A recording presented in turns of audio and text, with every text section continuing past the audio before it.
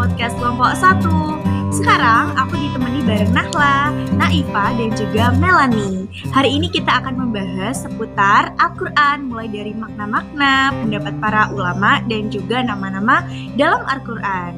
Nah, langsung aja disimak yuk! Assalamualaikum warahmatullahi wabarakatuh. Hai guys! Hai. Nah, sesuai dengan topik pada podcast kita hari ini, kita akan membahas tentang Al-Quran. Dimulai dari yang paling dasar, yaitu maknanya secara bahasa. Yang sering kita dengar tuh biasanya qira'a atau qira'a. Nah, kalau misal kita sudah sering mendengarnya, nggak mungkin dong masa kita nggak tahu artinya. Coba dong yang bisa menjelaskan secara bahasa. Silakan, boleh Melanie. Oke Vina, jadi secara bahasa makna Al-Quran itu dari kata qira'a yang artinya bacaan. Dan ini tuh menurut pendapatnya Al-Ghazali. Jadinya Al-Quran tuh bisa diartikan sebagai bacaan atau yang dibaca. Makanya tuh disebut Al-Quran karena Al-Quran kan memang bacaan yang diturunkan. Tapi juga ada beberapa ulama yang mengatakan bahwa Al-Quran itu maknanya adalah lafaz yang diturunkan untuk dibaca. Oh gitu, oke benar. Nah, itu tadi ternyata sudah terjawab arti qira'a secara bahasa ya. Tapi mungkin gak cuma satu ya arti Al-Quran secara bahasa. Banyak sekali arti-arti menurut pendapat-pendapat lain. Boleh dong coba Naifa dijelaskan. Nah, melalui kata Melanie, ulama memang memiliki pendapat yang beda-beda soal arti. Nah, kalau misal Asy'ari itu berpendapat bahwa Al-Quran berasal dari kata korona yang artinya menggabungkan sesuatu. Kalau Al-Haro berpendapat bahwa Al-Quran itu berasal dari kata koroin yang artinya petunjuk. Jadi dia kayak menunjukkan tanda-tanda. Kalau misal Zujaj itu dia berpendapat bahwa Al-Quran berasal dari ayat-ayat dan kumpulan-kumpulan gitu. Jadi misal kayak artinya tuh kumpulan wahyu. Yang terakhir ada Syafi'i. Menurut Syafi'i, Al-Quran adalah isim alam yang berarti Al-Quran adalah nama itu sendiri. Oh, oke. Nah guys, ternyata kalau kita lihat secara luas dan dari sudut pandang yang berbeda-beda, ada banyak sekali makna Al-Quran secara bahasa. Nah, selain dari makna Al-Quran sendiri, ada juga fungsi-fungsinya seperti Al-Furqan, Al-Zikr, dan lain-lain. Coba dong bisa Nahla jelasin secara simpel. Oke, kita jelasin satu-satu ya. Yang pertama itu ada Alkitab, artinya tuh yang ditulis. Nah, ini tuh menekankan bahwa Al-Quran itu emang kitab suci yang ditulis mulai dari surah Al-Fatihah sampai surah An-Nas.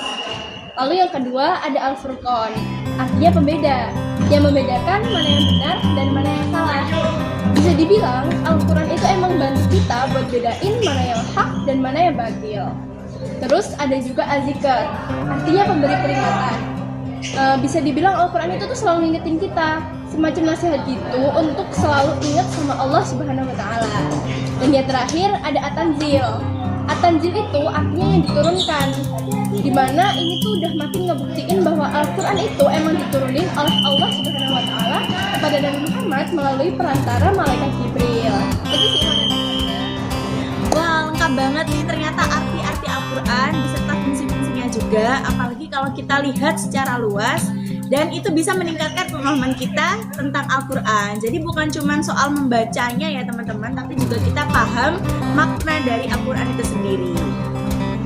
Benar Vina, jadi perbedaan makna-makna itu bukan saling bertentangan, tapi justru bikin kita semakin jadi lebih tahu dan lebih utuhnya itu gimana.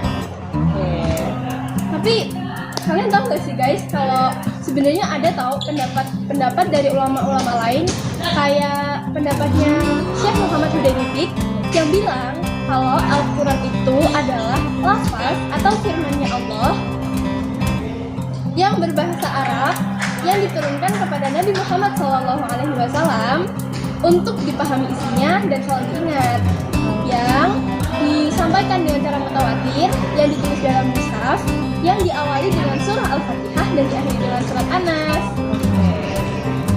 Oke, jadi selain pendapatnya Syekh Muhammad Hudaybibik, itu juga ada pendapatnya dari Subhi Soleh. Jadi menurut Subhi Soleh itu Al-Quran adalah kitab Allah yang berisi mukjizat yang diturunkan kepada Nabi Muhammad dan dituliskan di dalam mushaf-mushaf dan juga diturunkan secara mutawatir, dan kalau kita bacanya tuh kita dapat ibadah gitu. Nah, oke teman-teman, jadi sebenarnya selain dua pendapat dari ulama tadi, ada juga pendapat yang terakhir dari Muhammad Abduh. Nah, beliau itu mengatakan kalau Al-Quran adalah bacaan-bacaan yang tertulis dalam mushaf dan terpelihara dalam dada atau hati orang-orang yang menjaganya dengan menghafalkannya, yakni orang-orang Islam. Oke. Nah, pendengar, itu tadi adalah materi-materi dari podcast kita hari ini yang telah kita sampaikan bersama dengan Vina, Naifah, Melani, Dan Naha, terima kasih sudah mendengarkan dan juga semoga ini menjadi bermanfaat untuk kita semua. Wassalamualaikum warahmatullahi wabarakatuh. Yeay, udah. udah ya. Oke. Oh my god. Dilihat ya.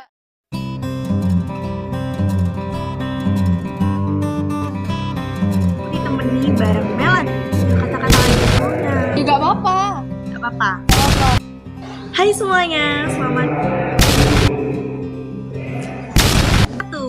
balik lagi bersama aku yang Kok balik ditemani. Iya, Nahla, Naifah dan juga Melani. Gak apa sebenarnya, Oh, gak woi. apa.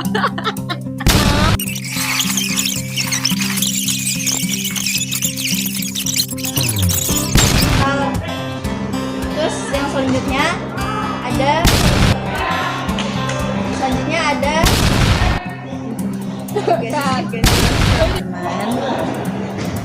Nah, Melani. Bener sih. oh iya Yeay, udah. Udah ya. Oke. Oh my god. Dilihat gak?